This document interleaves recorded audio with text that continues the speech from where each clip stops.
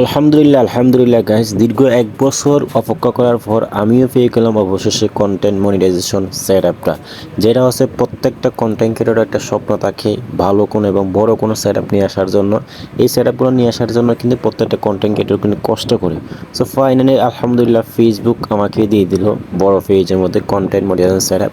এখন অলরেডি আপনাদের সামনে আমি সেটা সেট আপ করতে যাচ্ছি। অলরেডি দেখেন এখানে কন্টেন্ট মনিটাইজেশন সেট আপের একটা অপশন কিন্তু চলে আসছে।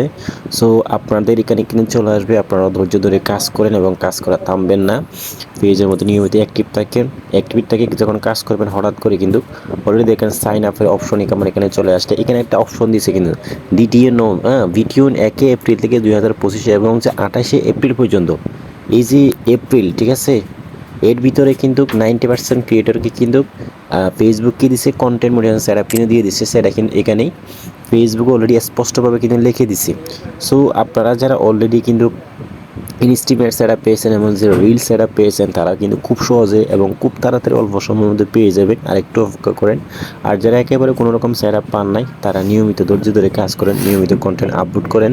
হ্যাঁ, ফেসবুকের মধ্যে অ্যাক্টিভ থেকে কাজ করেন। ফেসবুক যখন বুঝতে পারবে আপনি ফেসবুকে কাজ করার জন্য আগ্রহ, তখন কিন্তু ফেসবুকে আপনাকে কিন্তু খুব সহজেই কন্টেন্ট মডেলের যে সেট আপ, সেই সেট আপগুলো কিন্তু দিয়ে দিবে।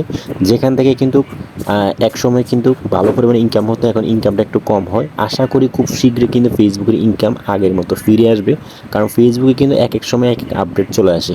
সো আশা করি বুঝতে পারছেন। ভিডিওটি ভালো লাগে সবাই একটু শেয়ার করে দিবেন। ধন্যবাদ।